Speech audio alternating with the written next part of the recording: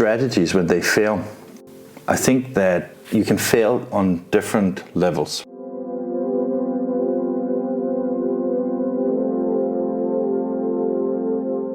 Sometimes it's the toughest ones that you can get through is that basically you go out of business. I have been in that situation, and that was not fun. My name is Morten Reitoft, and I'm the editor of Inkish TV and Inkish News.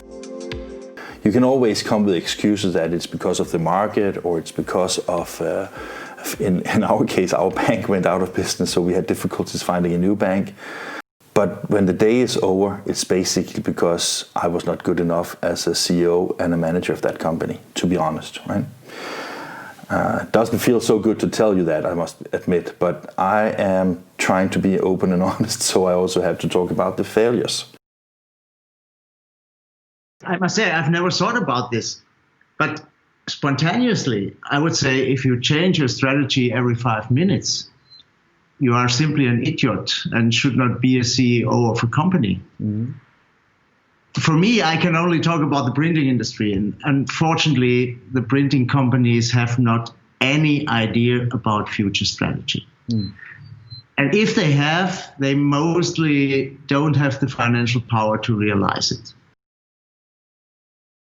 When I look at the true pass, at the last true pass before, you could see that the printers were going to the Heidelberg booth, looking at the machine, saying, oh, this is a beautiful machine, it's faster, I can produce much more in a quicker time, I buy it.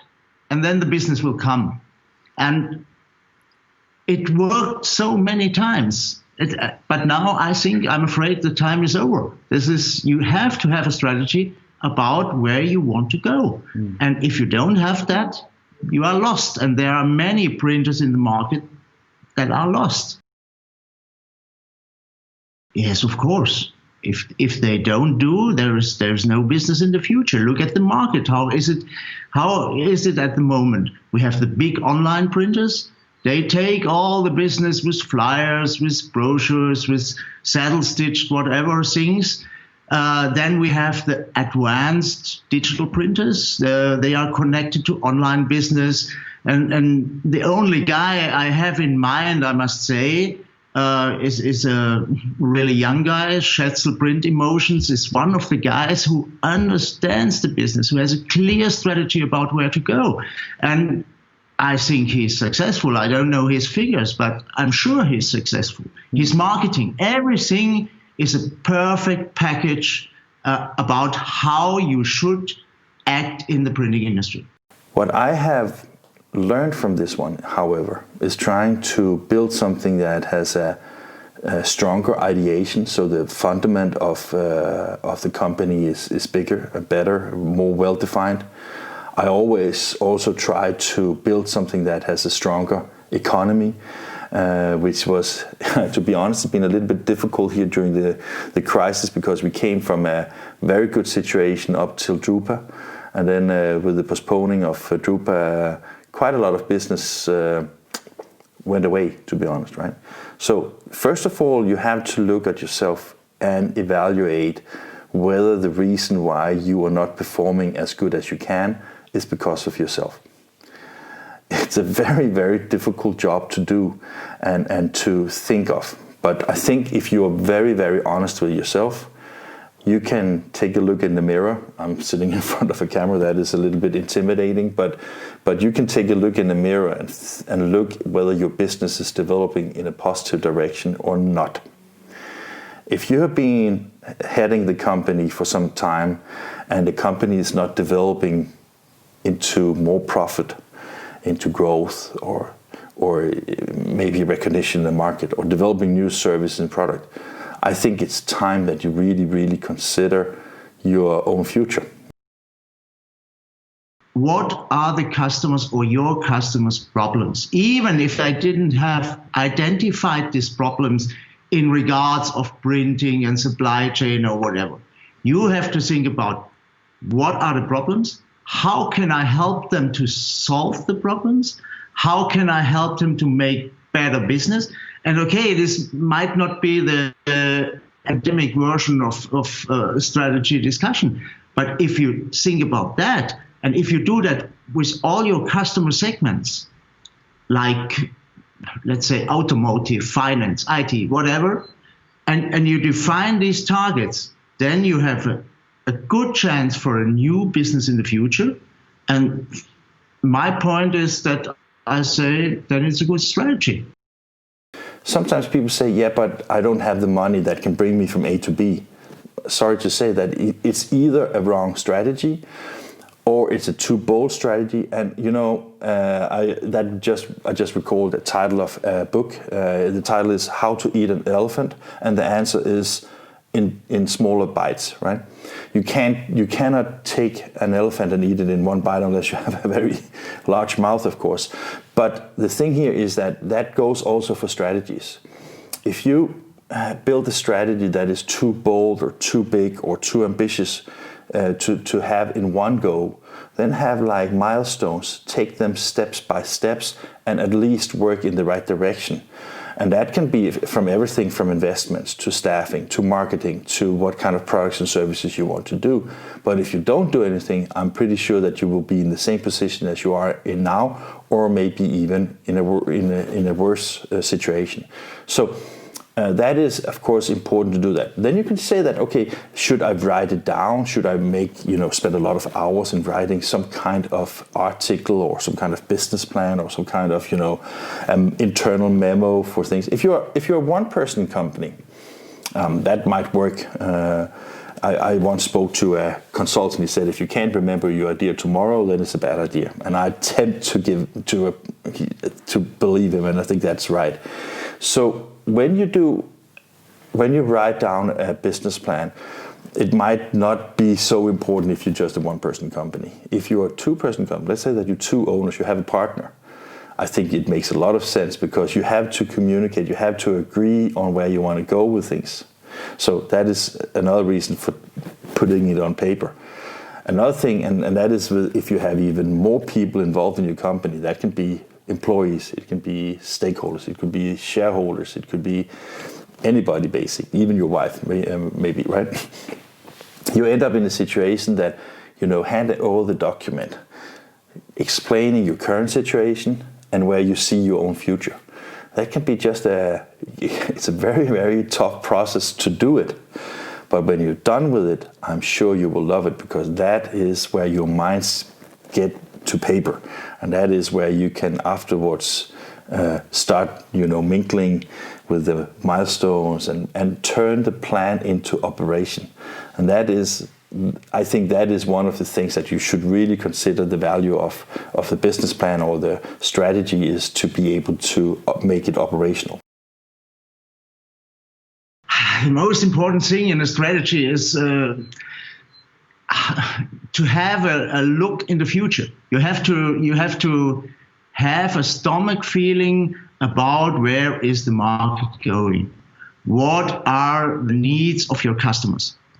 Always talking about the printing industry, not talking about other industries. Mm-hmm. And when I think about Daimler, Tesla, Heidelberg, HP, and so many others, they forgot the market. They forgot the future. They thought, okay, the diesel it will be there for the next 100 years. But now it's not longer the diesel, and Tesla is not only a car. I say it's a smartphone with wheels, and this is the tremendous difference to Daimler. Yeah. Honestly, I downloaded the app Mercedes Me, and it's a disaster. If you don't have a strategy, if you don't know where the way is you want to go, you cannot give your shareholders any answers to their questions. Maybe you took over the company from your father. Maybe your father was the really smart, really entrepreneurial guy that made that printing company into something special. And maybe the times are different now. Maybe it's not as easy as it used to be. And maybe we can blame it on the internet, and we can blame it on social media. We can blame it on thousands of things. But maybe we can agree. I don't know if we can. I hope we can. But I think that there's so many opportunities in the market. So as a printing company, if you can't produce what you have produced for the past 10 years, it's not because the demand on print in general is falling, it's changing.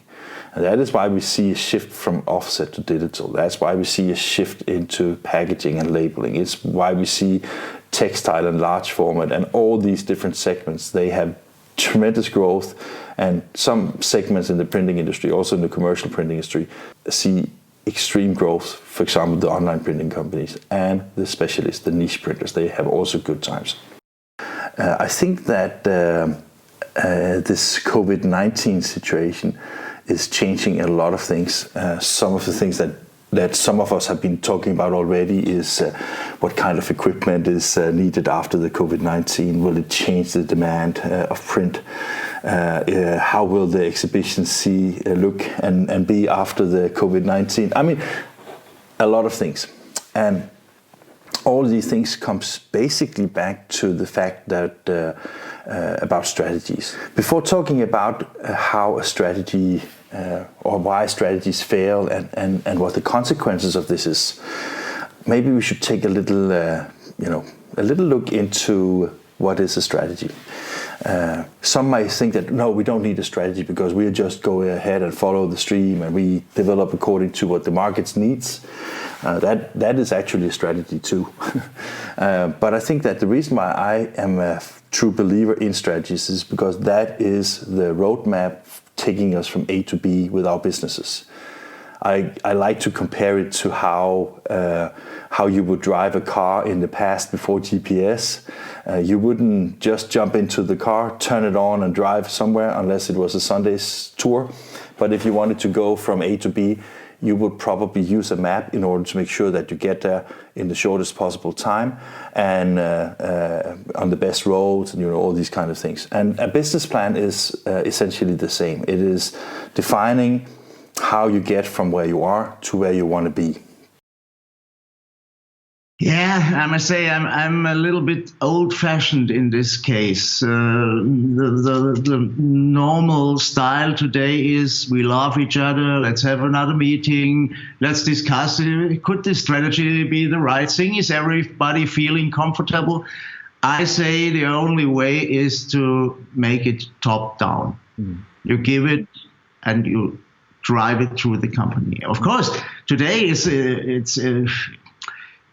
a big risk if you have one guy in front.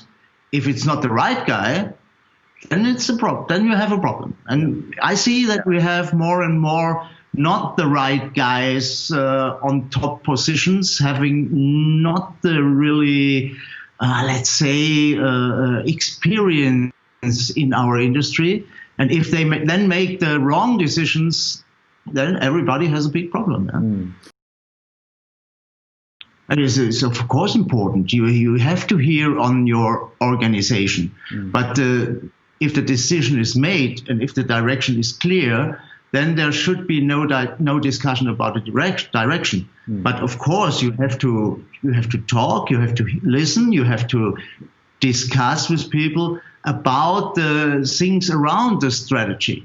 Do I have to adjust the strategy? I have to look on, let's say, on very short period about how is it going? Are there the first small success? Do we have a first small success, or does the sales drop down or something like this? This is, you have always watch the way how it goes. If you don't do that, then you are a standalone guy, and probably you lose the way also. Yeah. Most companies see their business developing into direction of growth or more profitability, or a lot of different changes from the situation. See, if you have a business that doesn't perform very well, you can do several things. You can just sit down and wait for your slow death. That is unfortunately a path that some printing companies choose from time to time. I can give you an example. A couple of years ago, I met a guy, and we were having a Christmas lunch, and I said to him, "So how are you doing in your printing company?" And he said, "Yeah, business is declining, and the only thing we can do is adapt to the size of the market." And I was just like, That's a kind of wish for dying, right? Because everybody knows that the printing industry is actually growing these years. So if you have a printing company that doesn't grow or doesn't have anything or don't have anything that is developing towards making your business better, it might be because you are simply selling the wrong products, serving the wrong segments in the market, maybe not very good at defining what kind of products you want to sell. So you have to do something, right? And just to have a little curl on this story, that guy, he sold his business and is now retired. And I hope he got a lot of money for his business. I doubt that he got the same amount of money as if he sold it when it was a way larger company. And you can of course choose what should he have done, because maybe he was thinking of an early retirement. Maybe he was just thinking that I don't want to or can't invest enough money to grow this company. There might be multiple reasons for why you choose to have the passive way of understanding your business and where you want it to go. But it could also be because some people get a little narrow-minded with age, including myself. So then I can shoot at anybody because I see that in myself as well. Because the only way that you can develop your business, in my opinion, is basically that take the opportunities as you see them. But if you don't go out and see anything, how should you get inspired? How should you find new ideas? For example, I was in Japan. I've been there many times. I was in Japan a couple of years ago, where I shot a little film from the electric city of Tokyo. There's print everywhere. I tell you, literally everywhere. That is on the floors, in the windows, on the facades.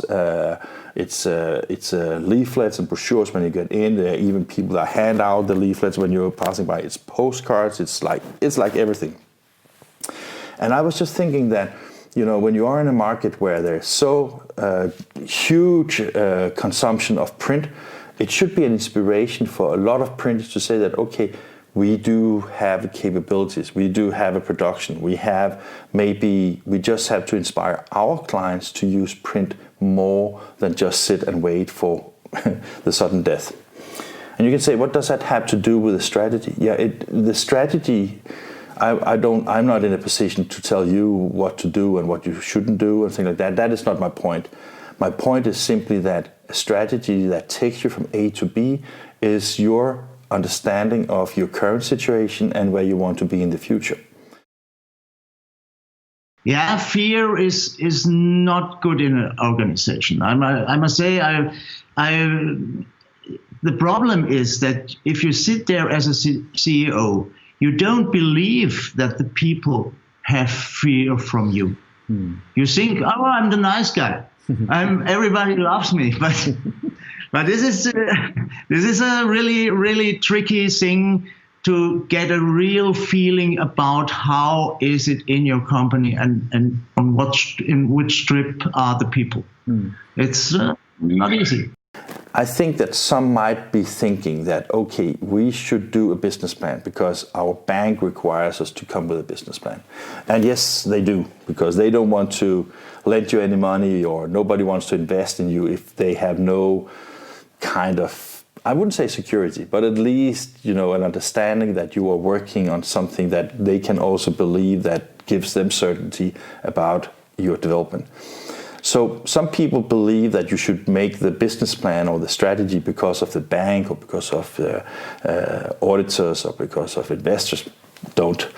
In my opinion, you should do the strategy and the business plan because it will help you defining your own business in a way that makes it sure that you have the understanding and you have the capabilities and you are in power when it comes to defining your route or your journey from A to B, as I just spoke about. I think that is the reason why you should do that. Of course, some of the tools that you do use when you produce a business plan is like you have the mission and the vision, and you maybe even have some tables that substantiate what you're saying. All those things are, of course, totally important and necessary to work with. So The business plan is something that is, in my opinion, is truly important.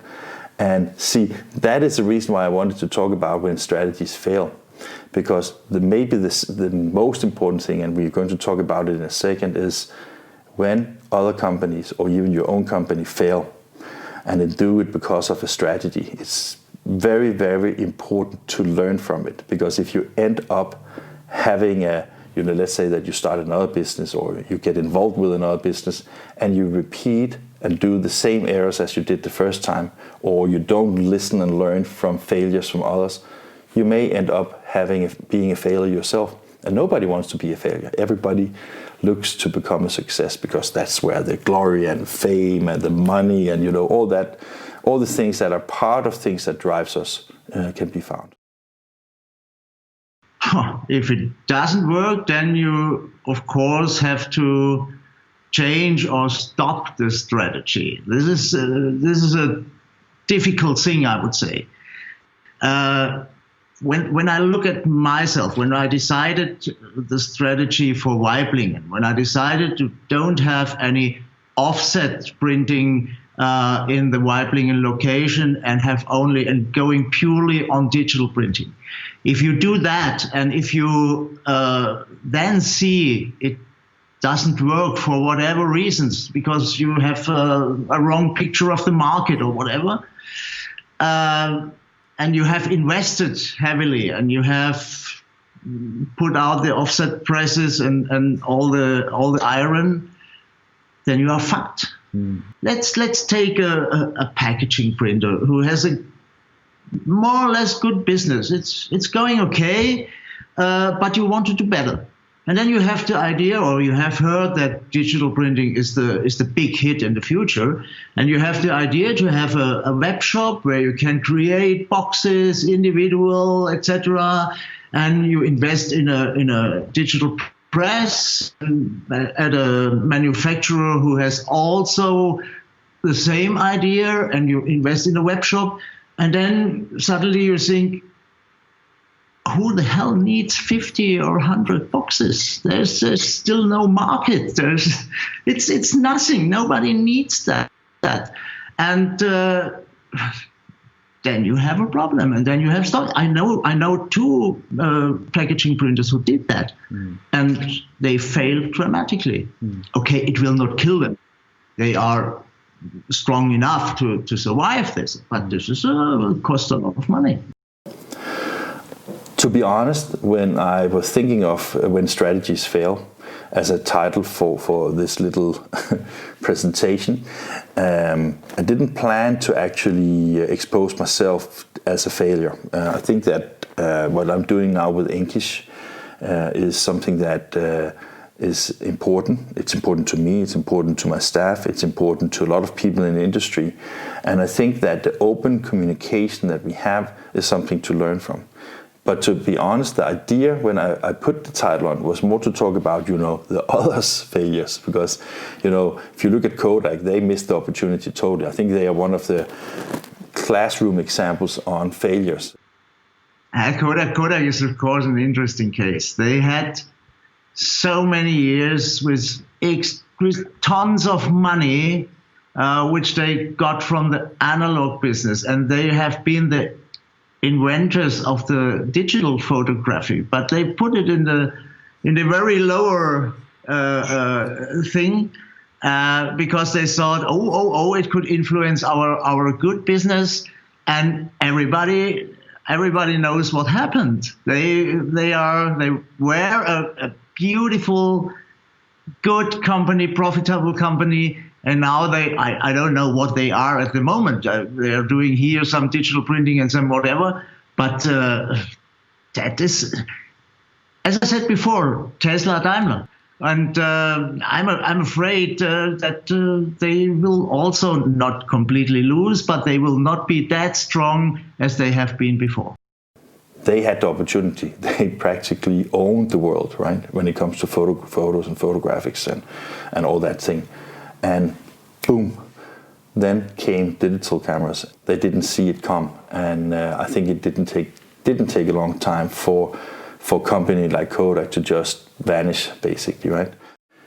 Other companies are failing. Other companies, not only in our industry, just think about video rental business. They were just, Netflix started as sending out CDs in envelopes, and all the video rental shops, they also disappeared one by one. Phone companies that didn't see IP telephony and Skype as a threat just vanished and disappeared. I don't know the Xerox guys very well. I was never a Xerox guy, but yes, as you said, Xerox wanted to take over HP, and I think it's good that it failed, because what shall come out of that? What kind of monster company should this be? Shall a Xerox sales rep sell HP's sales rep sell also an iGen? This will never work. These are two completely different cultures, and I can see what in the HP organization, when the Indigo guys should also sell inkjet technology. It was one company, but it was two completely different cultures, and they had really problems to do that. And you need at least the next generations of sales who can bring this together. So at the end, from my perspective, it's good, even if perhaps the printing industry is getting smaller and smaller, and you need to consolidate everything, so to speak. It's probably just the thing to get bigger and bigger, and it reminds me a little bit on the Daimler Chrysler case. There were also two companies who had, both of them were building cars, of course, but in two different worlds. And one hand was Mercedes as a premium, and on the other hand was the Chrysler, whatever you cars, and it couldn't work together, and it failed dramatically. But I know Schrem, and he was a guy who wanted to be the king of the market. This is not a question about finding failures and just point at them. This is trying to understand why these failures came and what we can learn from them. I think that if you look at maybe one denominator they have is the fact that a lot of these companies simply missed the opportunity to read the markets right. The management missed the digital mindset. They had the people. They have invented the digital photography. They had it on the table. But the management made the wrong decision, took the wrong strategy, and said, okay, we will take the analog business as long as we can, as it brings us, and then it suddenly stopped. And it's the same strategy. For example, you have a customer since many years, and you're doing the same products for them since many years, and you have a good relationship and everything.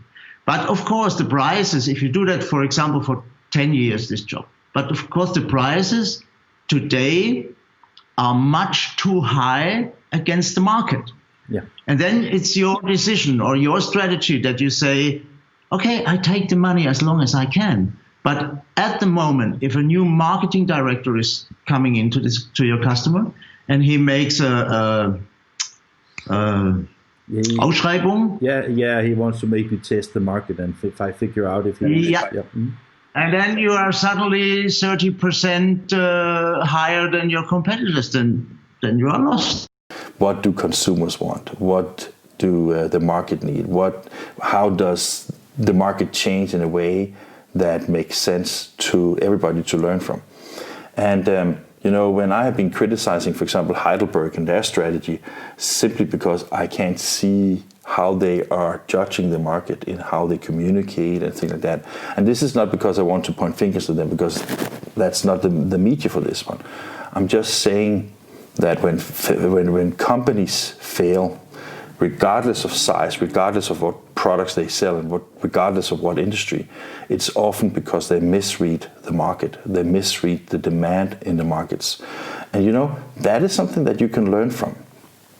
If your company doesn't perform well enough today, it's not because your workflow isn't good enough, or your equipment isn't good enough, or your administrative resources are not good enough. I was just about to say maybe not even your sales staff can be blamed on this one, but maybe everything can be blamed on you. If you are the CEO or the managing director of the company, have you been able to define your future and be the inspiration and lead your staff to go in that direction? Because if you die changing direction, of course sad, but at least you did something, right?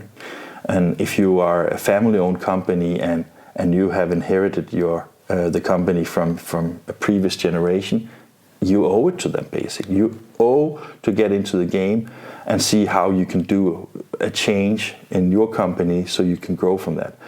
And listen to what the market is demanding is something. Another thing that you can think of, which is really, in my opinion, also interesting part of the discussion about strategies, is we have, for example, last week we had like Learn With Us, which is the format of kind of webinars that similar to this one, but in our format instead of in Fraser's and Marcus's format.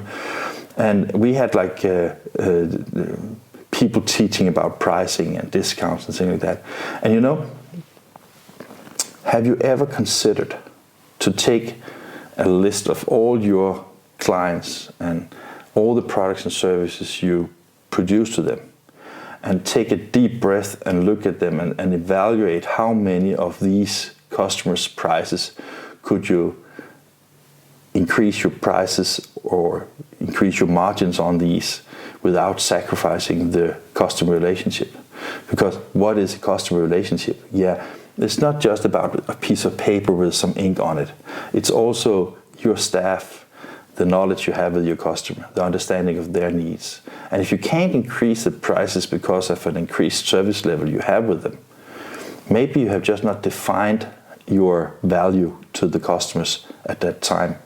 And that is maybe also something to learn from. So I wouldn't say that concludes why strategies fail, but strategies fail because we don't dare to change.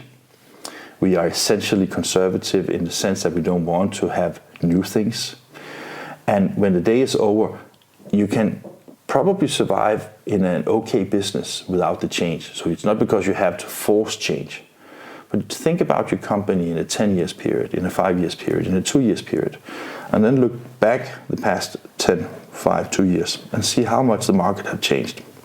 See how things that you couldn't foresee has changed demand, customer behavior, the businesses that you're working with. Even look at your own suppliers, how much they have changed.